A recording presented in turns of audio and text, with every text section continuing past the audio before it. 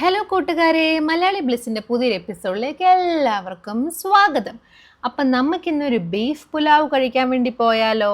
നമുക്ക് അബുദാബിയിലുള്ള മുസഫയിൽ ഒരു കടയിൽ ബീഫ് പുലാവ് കഴിക്കാൻ പോകാം. എല്ലാവരും വായോ.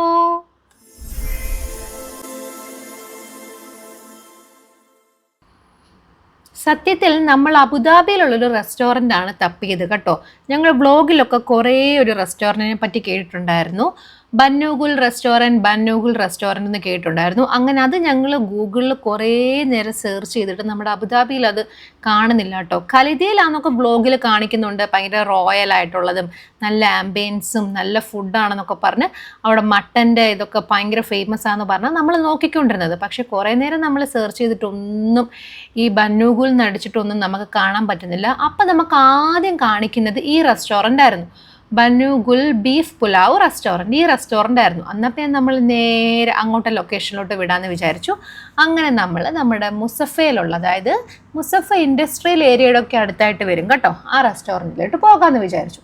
നമ്മൾ ചെന്നപ്പോൾ തന്നെ ഭയങ്കര ക്രൗഡഡ് ആയിരുന്നു. പക്ഷെ ഞാൻ ആദ്യം കയറിയത്, എനിക്ക് തോന്നുന്നു അവിടുത്തെ ലേബർ വർക്കേഴ്സും അതേപോലെ തന്നെ ബാച്ചിലേഴ്സ് ആയിട്ടൊക്കെ വരുന്നവർക്ക് ഇരിക്കാൻ വേണ്ടി വേറൊരു ഡിവിഷനാണ്, വേറെ കുറേ സീറ്റിംഗ് അറേഞ്ച്മെൻറ്റ്സ് ഉണ്ട്. ഞാൻ അങ്ങോട്ടാണ് പോയത്. അപ്പോൾ അവർ പറഞ്ഞു അവിടെ അല്ല, ഫാമിലിക്ക് വേണ്ടി വേറൊരു ബ്ലോക്ക് ഉണ്ടെന്ന് പറഞ്ഞു.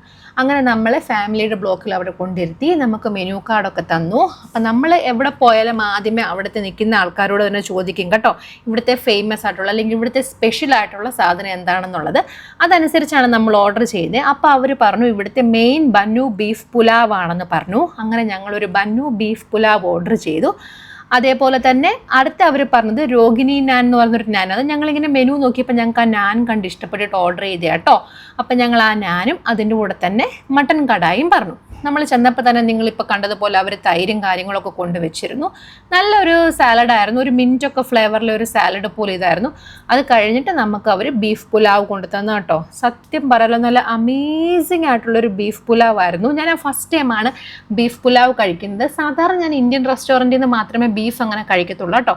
ഇതൊരു പാകിസ്ഥാനി റെസ്റ്റോറൻ്റ് ആണ്, പക്ഷെ നന്നായിട്ട് അത് കുക്കായിട്ടുണ്ടായിരുന്നു. നല്ല ജ്യൂസി ആയിരുന്നു, നല്ല ചൂവി ആയിരുന്നു. ആ റൈസിനൊക്കെ സത്യം പറഞ്ഞാൽ നല്ല ടേസ്റ്റ് ആയിരുന്നു കേട്ടോ. എനിക്ക് അമേസിങ് ആയിട്ടുള്ളൊരു ബിരിയാണി ആയിരുന്നു. ബിരിയാണിയല്ല, പുലാവായിരുന്നു. എനിക്ക് ഒത്തിരി ഇഷ്ടപ്പെട്ടിട്ടുണ്ടായിരുന്നു കേട്ടോ. അപ്പം എൻ്റെ ഹസ്ബൻഡ് പറയുമ്പോൾ നീ എക്സ്പ്രഷൻ എടുക്കുക. സത്യം പറഞ്ഞാൽ എനിക്ക് കഴിക്കാനുള്ള ആ ഒരു വിശപ്പിൻ്റെയും ധൃതിക്കും കാരണം ഞാൻ എന്തൊക്കെയോ കോക്കറികൾ കാണിക്കുന്നുണ്ട് കേട്ടോ. ഏകദേശം നമ്മളൊരു 3 മണിയൊക്കെ ആയപ്പോഴാണ് അവിടെ എത്തിയത്. കാര്യം നമ്മൾ രാവിലത്തെ ഫുഡ് ലേറ്റ് ആയിട്ടാണ് പറഞ്ഞത്. അത് കഴിഞ്ഞിട്ട് നമ്മൾ പിന്നെ ഒരു രോഗിണി നാൻ എന്ന് പറഞ്ഞു. എനിക്ക് കറക്റ്റായിട്ട് ഞാൻ പ്രൊനൗൺസിയേഷൻ ചെയ്യുന്ന കറക്റ്റാണോ എന്ന് എനിക്ക് അറിയത്തില്ല. ഞാൻ ആ മെനുവിലെ കാർഡിൽ പറയുന്ന പോലെ തന്നെ പറയുന്നത് കേട്ടോ. ആ നാനിന് വേണ്ടി നമ്മൾ വെയിറ്റ് ചെയ്തു. നമ്മൾ 2 നാൻ നമ്മൾ പറഞ്ഞായിരുന്നു. കാര്യം നമ്മൾ വിചാരിച്ചു ചിലപ്പോൾ നമുക്ക് തികയത്തില്ലെന്ന്. പക്ഷേ നിങ്ങൾ ആ നാൻ കാണുമ്പോൾ തന്നെ അറിയാം നല്ല ഹെവി ആയിരുന്നു.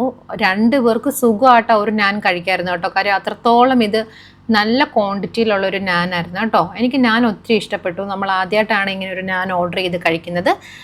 അതുകൊണ്ട് ഞാൻ ആ നാന് മട്ടൻ കടായിട്ടൂടെ കഴിക്കുകയാണ്. സത്യം പറഞ്ഞാൽ എനിക്ക് മട്ടൻ കടായുടെ ചാറ് നന്നായിട്ട് ഇഷ്ടപ്പെട്ടു. പക്ഷേ എനിക്ക് ആ മട്ടൻ അത്ര അങ്ങോട്ട് കുക്കായോ എന്ന് എനിക്കൊരു സംശയം ഉണ്ടായിരുന്നു. ഓവറോൾ നല്ലതായിരുന്നു. പക്ഷേ എനിക്ക് ഒന്നുകൂടി ഇഷ്ടപ്പെട്ടത് ആ ബീഫ് പുലാവായിരുന്നു കേട്ടോ. പക്ഷേ ആ മട്ടൻ്റെ ആ ചാറും അതേപോലെ തന്നെ ഈ നാനും അതിൻ്റെ കൂടെ ആ തൈരോടെ കൂട്ടി കഴിക്കാൻ വേണ്ടി നല്ല അമേസിങ് ആയിട്ടുള്ളൊരു ടേസ്റ്റായിരുന്നു. അത് കഴിഞ്ഞ് നമ്മളൊരു സോഫ്റ്റ് ഡ്രിങ്ക് ഒക്കെ ഓർഡർ ചെയ്തു. സത്യം പറഞ്ഞാൽ ഇത് നമുക്ക് ഹെവി ആയിരുന്നു. ആ പുലാവ് കഴിച്ചപ്പോൾ തന്നെ നമ്മുടെ വയറ് നിറഞ്ഞു. എന്നാൽ പിന്നെ നമുക്ക് അടുത്തത് പാഴ്സൽ എടുത്താലോ എന്ന് വിചാരിച്ചു. കാര്യം നമുക്ക് അത്രയും കഴിക്കാൻ പറ്റുന്നില്ലായിരുന്നു കേട്ടോ. നല്ല ക്വാണ്ടിറ്റി ഉണ്ടായിരുന്നു. അതേപോലെ തന്നെ അഫോർഡബിൾ ആയിട്ടുള്ള പ്രൈസും ഉണ്ടായിരുന്നുള്ളൂ കേട്ടോ. അങ്ങനെ ഒത്തിരി പൈസയൊന്നും ഇല്ലായിരുന്നു, നല്ല അഫോർഡബിൾ ആയിട്ടുള്ള പ്രൈസായിരുന്നു. എനിക്ക് ഏറ്റവും ഇഷ്ടപ്പെട്ടത് അവർ ഫാമിലിക്ക് വേണ്ടി വേറൊരു ബ്ലോക്കും, പിന്നെ നമുക്കപ്പോൾ നല്ല പ്രൈവസി ആയിട്ട് നമുക്ക് നല്ല എൻജോയ് ചെയ്ത് കഴിക്കാൻ വേണ്ടി പറ്റും കേട്ടോ. അപ്പം നിങ്ങൾ ട്രൈ ചെയ്യാത്തവരാണെങ്കിൽ ഉറപ്പായിട്ടും വരണം, ട്രൈ ചെയ്യണം. പൈസയൊന്നും അത്രയ്ക്കില്ല.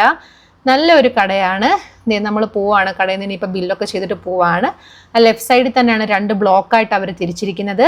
അപ്പം എല്ലാവരും വന്ന് ട്രൈ ചെയ്യുക കേട്ടോ. അപ്പം ഞങ്ങളുടെ ചാനൽ ഇഷ്ടപ്പെട്ട എല്ലാവരും ലൈക്ക് ചെയ്യുക, ഷെയർ ചെയ്യുക, കമൻറ്റ് ചെയ്യുക. അതേപോലെ തന്നെ സബ്സ്ക്രൈബ് ചെയ്യാത്തവരാണ് സബ്സ്ക്രൈബ് ചെയ്യുക. പുതിയ എപ്പിസോഡ് വീണ്ടും കാണാം. അതുവരേക്കും ബൈ.